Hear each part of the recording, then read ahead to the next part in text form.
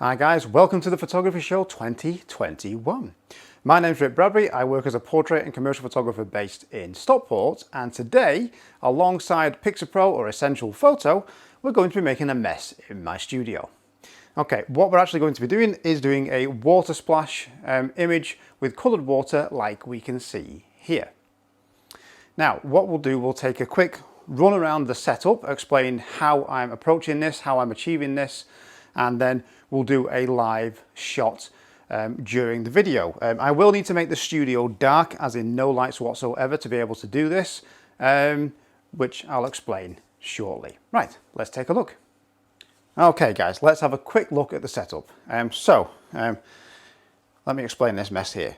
What we have is a camera on a tripod. That's my Canon 5DSR 24-105 lens. It's all set manual focus and image stabilizer off, which is generally recommended when working on a tripod. So it's pre-focused, ready to go. Now, settings wise, yours will vary depending on the lights that you're using, the environment that you're in, etc. But I'm running ISO 400 f10 at a 4-second exposure. Because I'm going to need to do a long exposure to give me some time to wrap this and slam it into the C-stand and work in a dark environment as well.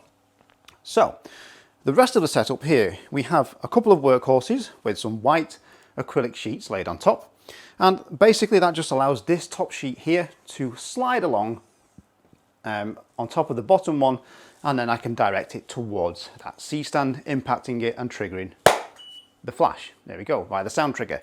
Now the sound trigger, which is round the back out of the way so I don't kill it with water, was very kindly loaned to me by my friend Ian. That's why I've got it out of the way. I don't want to wreck it. It's 10 years old, but still works fine. Obviously, commercial solutions today that are on the market are much smaller. They've got apps, Bluetooth, a bit more sophisticated, but this works really well. So thanks Ian for loaning me this.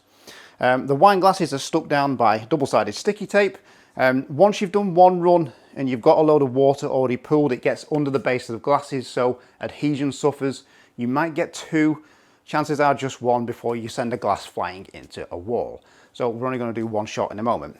Now, I do also have weights on the C-stand, weights bracing the workhorses.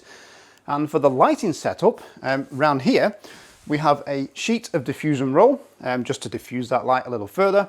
Behind that is a 170 centimeter easy open Octa from Pixel with the front diffuser removed, and so it's just got the inner baffle. And the light inside it, which is rather comical when you look at the size comparison, it's the Tiny City 300 Pro, a 300 watt second battery powered portable light. And what that light brings with it is very, very short flash durations, T1 flash durations. And basically we need to think of the flash duration as your action stopping shutter speed. You obviously want a faster shutter speed to stop any action when you're shooting in available or say natural light, motor racing, sports, wildlife and such. You don't want to be shooting that at the 60th of a second all the time. You can, I get it, you can pan, but generally you want something faster to freeze the motion. And that's what that short flash duration does. Not all flashes are equal. A huge part of the Pixel Pro range do bring with them very short flash durations. So the City 600, 600 Pro, 400 Pro, and of course the Pikas as well. So let's have a go, shall we? We'll darken the studio and see what we get. Other than a very wet floor and possibly wet me. Hey, let's have a go. Okay guys, we're in the dark. I know you can't see much. Sorry about that, not much that we can do. But here we go. We'll give this a crack. So I'm going to set the camera going. 4-second exposure, and that definitely got me. And let's see what we got. Right, I am absolutely soaking wet through. Red, green and blue water. Winner.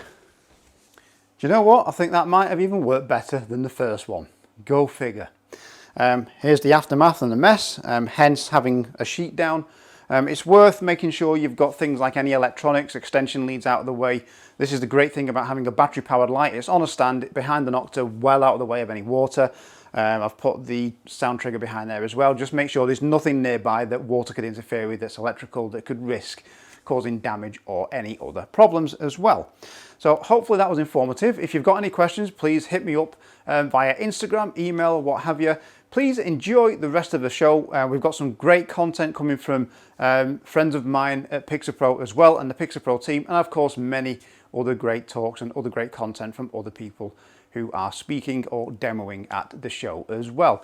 Enjoy the rest of it. Take care, stay safe, and I will see you soon.